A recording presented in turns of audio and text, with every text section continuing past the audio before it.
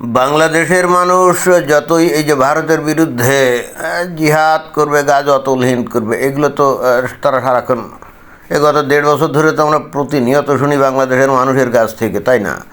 এবং বর্তমানে যে অন্তর্বর্তীকালীন সরকার, তাদের কাছ থেকেও তো শুনি তারা 7 সিস্টার্স আলাদা করে দিবে, স্বাধীন করে দিবে। এবং বাংলাদেশের কিছু কিছু লোক আছে এখন কিন্তু প্রকাশ্যে এসে বলে যে ভারত তাদের একমাত্র শত্রু। ভালো কথা। এখন বাংলাদেশ যদি ভারতকে একমাত্র শত্রু হিসেবে গণ্য করে, তাহলে ভারতের তো করণীয় এখানে কিছু নেই, তাই না?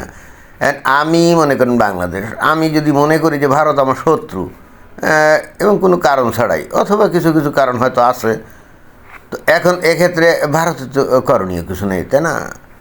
আর শত্রু বাংলাদেশ গণ্য করবেই বা না কেন? দেখেন যে এই 5 আগস্ট 2024 সালে যখন এই যে শেখ হাসিনার পতন ঘটলো, এরপরে ডক্টর মোহাম্মদ ইউনূস ভারতের প্রধানমন্ত্রী নরেন্দ্র মোদীর সাথে সাক্ষাৎ করা, মিটিং করা, এর চেষ্টা কিন্তু কম করে না। শুধুমাত্র ওই যে ব্যাংককে একবার মাত্র কয়েক মিনিটের জন্যে মনে হয় যে একটু ওই কুশল বিনিময় হয়েছিল, এছাড়া তো আর হয় নাই।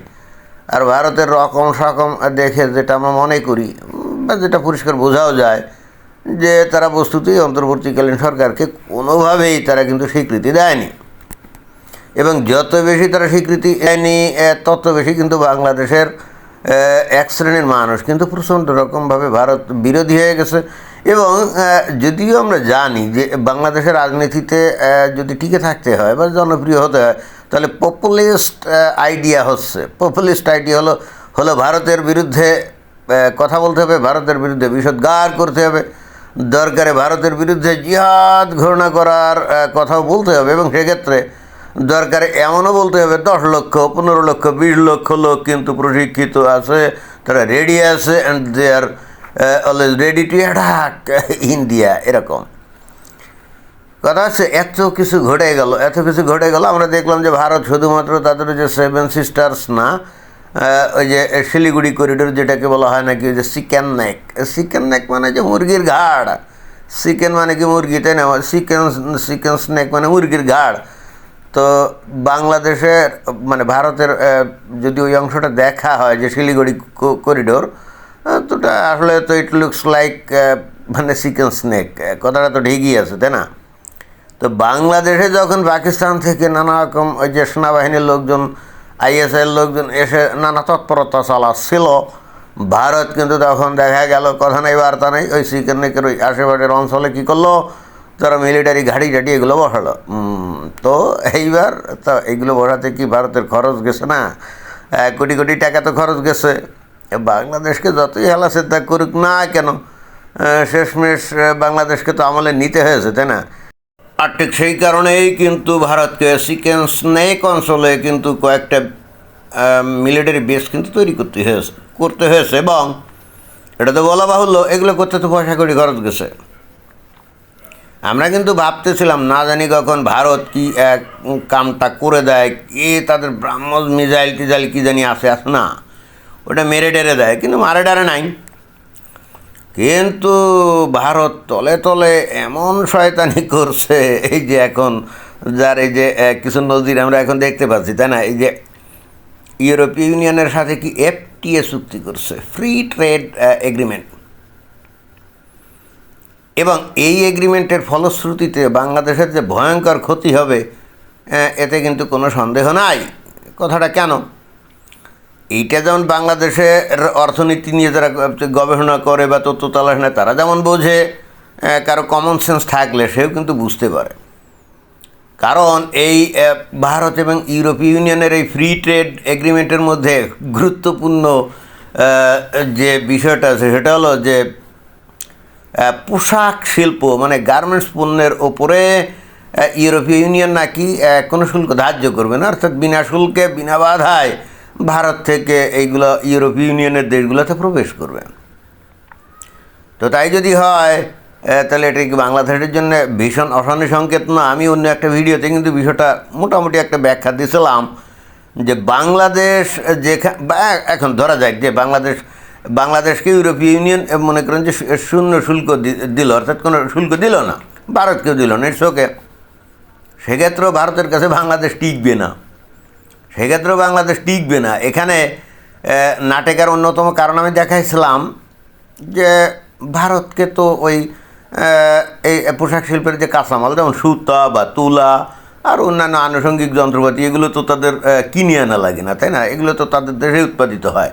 বাট বাংলাদেশের ক্ষেত্রে তো বাংলাদেশ ওই যে 80-90% ভারত থেকে আমদানি করে, তো স্বাভাবিকভাবে তাদের খরচ বেশি পড়বে। এটা তো একটা আছেই। তো ওই বিষয়টাকে আমি এখানে পুনরুক্তি করার জন্যে কিন্তু ভিডিওটা বানাচ্ছি না। আমি বানাচ্ছি এই কারণে, কারণ ভারত তো অলরেডি হয়তো অনেকে আগ থেকেই জানতো যে বাংলাদেশের মানুষ তাদেরকে ঘৃণা করে, কিন্তু বিগত 1.5 বছর ধরে তারা এটা কিন্তু খুব ভালো করে বুঝছে যে ঘৃণা করে। তো সাধারণত যেটা হয়, কেউ কাউকে যদি ঘৃণা করে তাহলে তো একজন আরেকজনকে কি দেখে দেওয়ার একটা প্রবণতা তাদের মধ্যে থাকে, তাই না? তো ভারত আমার মনে হয় যে কোনো স্যাদব্যাত নেই, এতদিন ধরে এত হুঙ্কার ছাড়লো বাংলাদেশের মধ্য থেকে। আমরা খেয়াল করেছি যে ভারতের কোনো স্যাদব্যাত নেই, কোনো সাড়া দেয় না, শব্দ দেয় না, অনেকটা গন্ডারের চামড়ার মতো, তাই না? কাতুকুতু দিলে মনে করেন যে 1 বছর পরে হয়তো সে সুড়সুড়ি টের পায় এরকম। কিন্তু আসলে তো ঘটনা তো তাহা না। এখানে আমরা দেখতে পাচ্ছি বাংলাদেশ এদিকে জিহাদ করার ঘোষণা দিচ্ছে, উত্তেজনা ছড়াচ্ছে, ওদিকে ভারত তারা তো বহুত শেয়ানা, তারা কিন্তু বাংলাদেশকে হাতে না মেরে ভাতে মারার পায় তারা করার জন্য চুপচাপ ছিল। এবং ভিতরে ভিতরে তারা এই যে ইউরোপীয় ইউনিয়নের সাথে আলাপ আলোচনা করে গেছে, তাই না? এবং তারা কিন্তু ঠিকই জানতো যে বর্তমানে ওই যে ডোনাল্ড ট্রাম্প ক্ষমতা এসে ভারতের সাথে যে ধরনের তেললেসমাতি কারবার যেগুলো গত বছরখানি ধরে করছে আমরা তো দেখছি, তো এর ফলে তো ভারত প্রচণ্ড বিরক্ত, তাই না? এখন ভারত তো ইউরোপ আমেরিকার মতো কোনো উন্নত দেশ না, তাদেরও তো বিপুল পরিমাণে উৎপাদন করে বাইরের দেশে বিক্রি বাটা করে তাদের অর্থনীতিকে টিকিয়ে রাখতে হয়। তো তার মধ্যে অন্যতম হলো গার্মেন্টস পণ্য। এখন শেখ হাসিনা যতদিন বাংলাদেশে ক্ষমতায় ছিল ততদিন কিন্তু ভারত অনেকটা বলা যায় যে এই গার্মেন্টস সেক্টরে তারা প্রচণ্ড গতি নিয়ে কিন্তু সামনে এগোয় নাই। অর্থাৎ অনেকটা বলা যায় কি, মানে বাংলাদেশকে কিন্তু স্পেস দিছিল যে ঠিক আছে তোমরা এই এই এই সাইডে ব্যবসা বাণিজ্য করো, ইটস ওকে, কোনো সমস্যা নাই, তবে হ্যাঁ আমাদের সাথে বন্ধুত্ব রাখবা, আর ওই তোমাদের দেশে কোনো জঙ্গি টঙ্গি এগুলো পুষবা না যারা নাকি ভারতে এসে ঝামেলা পাকাতে পারে। আমার ধারণা এই জন্যেই ভারত কিন্তু এতদিন তাদের সমস্ত রকম ইনফ্রাস্ট্রাকচারাল অ্যারেঞ্জমেন্ট থাকা সত্ত্বেও তারা কিন্তু এই গার্মেন্টস সেক্টরে ব্যাপকভাবে আগ্রাসী স্টাইলে তারা কিন্তু বৈদেশিক মার্কেট ধরার চেষ্টা করে নাই। খেয়াল করে দেখেন, ভারত থেকে তুলা বা সুতা আমদানি করে বাংলাদেশ সেই তুলা সুতা দিয়ে পোশাক তৈরি করে সেইগুলো আমেরিকা বা ইউরোপীয় ইউনিয়নের দেশে রপ্তানি করে তারা বিপুল পরিমাণে বৈদেশিক মুদ্রা অর্জন করতো, তাই না? তো এই কাজটা কি ভারত করতে পারতো না? 100% করতে পারতো। তাহলে করে নাই কেন? করে নাই বস্তুত বাংলাদেশকে স্পেস দিয়েছিল, বাংলাদেশকে স্পেয়ার করেছিল যে ঠিক আছে তোমাদের তো আর কোনো পণ্য নাই রপ্তানির, এই সবে ধন নীলমণি এই একটাই আছে, অতএব এইটা তোমরা করো। এটাও যদি আমরা দখল নিতে যাই তাহলে তো তোমাদের দেশে সমস্যা হবে, অর্থনৈতিক ধস নামবে, তখন মৌলবাদী শক্তির একটা বিপুল সমাহার হবে। এবং এই জন্যেই কিন্তু বস্তুত ভারত এটা করে নাই। কিন্তু এখন তো পরিস্থিতি পরিবর্তন হয়ে গেছে, তাই না? এই 2024 সালের 5 আগস্টের পরে পরিস্থিতি একেবারে আমূল পাল্টে গেছে না? এখন কি ভারত বাংলাদেশকে কোনো রকম স্পেস দিবে বলেন? কোনো রকম ছাড় দিবে? আমার কিন্তু তা মনে হয় না। আর ছাড় দিবে না বলেই দেখবেন যে আমি ভবিষ্যৎবাণী করলাম, ভারত খুব অতি দ্রুত বাংলাদেশের চতুষ্পার্শ্বে তারা তো এমনিতেই অনেক জায়গায় বেশ শক্তপোক্ত কাঁটাতারের বেড়া দিয়েছে, তাই না? বাকি যে জায়গাগুলো আছে না সেগুলোকেও তারা কাঁটাতারের বেড়া দিবে। এবং আরও বিভিন্ন জায়গায় বাংলাদেশের আশেপাশে ওই সেনাবাহিনীর সমাবেশ ঘটাবে। আক্রমণ কিছু করবে না, কিন্তু ভাব নিবে আক্রমণ কিন্তু করলাম, অর্থাৎ এই দিকে ব্যস্ত রাখবে। হ্যাঁ, আর ওদিক দিয়ে তারা কিন্তু এই ইউরোপীয় ইউনিয়নের এই পোশাক শিল্পের মার্কেটটা অ্যাগ্রেসিভলি দখল নেবে এখানে, এবং এখান থেকে বাংলাদেশকে একেবারে আউট করে দেবে।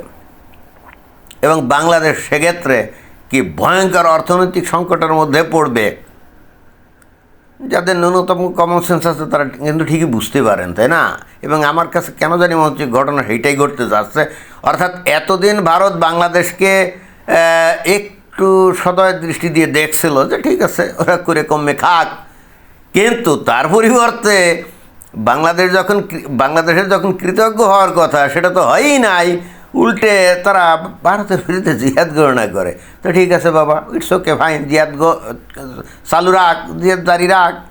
তো আমরাও আমাদের পদ্ধতি, আমরা আমাদের প্ল্যান আমরা বাস্তবায়ন করি এবং বাংলাদেশকে হাতে না মেরে ভাতে মারার কিন্তু প্ল্যান করছে। আমার ধারণা এটাই ঘটতে যাচ্ছে। উইদিন 1 ইয়ার আমরা কিন্তু এটা দেখতে পাবো, এবং এতে করে বাংলাদেশের যে বা যারাই ক্ষমতা আসুক, ভারত কিন্তু এই ক্ষেত্রে আর কোনো ছাড় দিবে না। এই ক্ষেত্রে ছাড় দিবে না, তার কারণ ভারত বুঝে গেছে যে বাংলাদেশ এমন একটা দেশ যাদেরকে ছাড় দিলে তারা এটাকে দুর্বলতা মনে করে এবং কৃতজ্ঞতা স্বীকার তো করেই না, কৃতজ্ঞের মতো আচরণ করে, তাই না? কৃতজ্ঞ মানে কি? মানে যে উপকার তো করেই না, বরং অপকার করার চেষ্টা করে, তাই না? আমার কাছে কিন্তু এরকম মনে হচ্ছে। এখন আপনারা কি মনে করেন কে জানে। ধন্যবাদ।